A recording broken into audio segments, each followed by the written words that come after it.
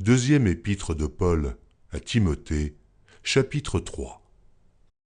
Sache que dans les derniers jours, il y aura des temps difficiles.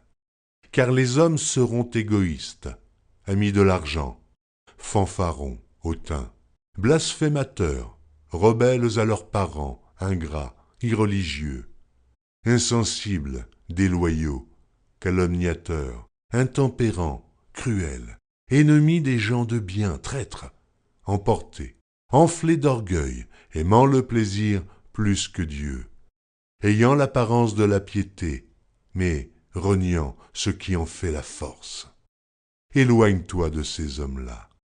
Il en est parmi eux qui s'introduisent dans les maisons et qui captivent des femmes d'un esprit faible et borné, chargées de péché, agitées par des passions de toute espèce.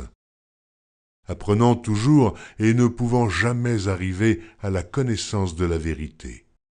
De même que Jeannès et Jambres s'opposèrent à Moïse, de même ces hommes s'opposent à la vérité, étant corrompus d'entendement, réprouvés en ce qui concerne la foi. Mais ils ne feront pas de plus grands progrès, car leur folie sera manifeste pour tous, comme le fut celle de ces deux hommes. Pour toi, tu as suivi de près mon enseignement, ma conduite, mes résolutions, ma foi, ma douceur, ma charité, ma constance, mes persécutions, mes souffrances. À quelles souffrances n'ai-je pas été exposé à Antioche, à Icône, à Lystre? Quelles persécutions n'ai-je pas supportées? Et le Seigneur m'a délivré de toutes. Or, tous ceux qui veulent vivre pieusement en Jésus-Christ seront persécutés.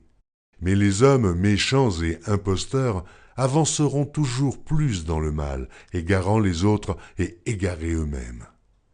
Toi, demeure dans les choses que tu as apprises et reconnues certaines, sachant de qui tu les as apprises dès ton enfance. Tu connais les saintes lettres, qui peuvent te rendre sage à salut par la foi en Jésus-Christ. Toute écriture est inspirée de Dieu et utile pour enseigner, pour convaincre, pour corriger, pour instruire dans la justice, afin que l'homme de Dieu soit accompli et propre à toute bonne œuvre.